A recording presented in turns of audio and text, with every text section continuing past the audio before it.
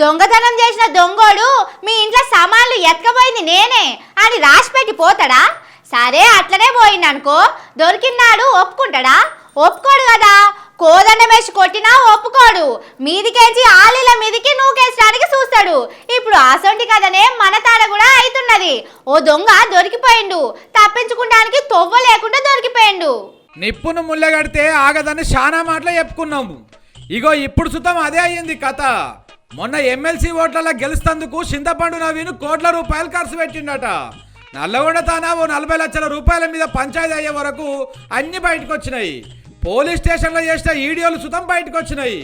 దొంగతనం బయటపడే వరకు చింతపండు నవీన్ మనిషి బయటకు వచ్చి అవి బరాబర్ మా పైసలే, ఎవడేం చేసుకుంటాడో చేసుకోపోండ్రు అని చెప్పుకొచ్చిండు.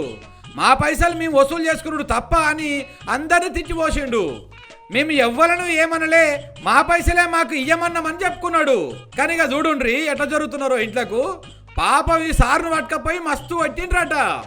అటు పోలీస్ స్టేషన్ లో వీడియోలు బయటకు వచ్చినాయి, ఇటు ఇంటికి పోయిన వీడియోలు సుతం బయటకు వచ్చినాయి. కానీ పోలీసు వాళ్ళు మాత్రం దీని మీద నోరు తెరుస్తలేరు. పోండ్రి ఓట్ల కోసం ఓ 40 లక్షలు పెట్టామని బరాబర్ ఆలే చెప్తున్నారు.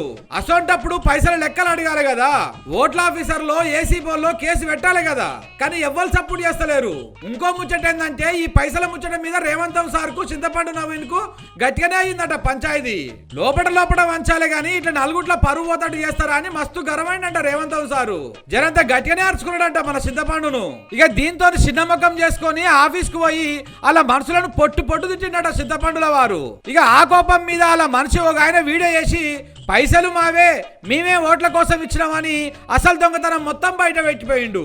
దీంతో లేకలేకొచ్చిన ఎమ్మెల్సీ కొలువు ఉంటుందో ఊసిపోతుందో అని పాపం చింతపండు నవీన్ కు నిద్ర పడతలేదంట నిన్నటి సంధి.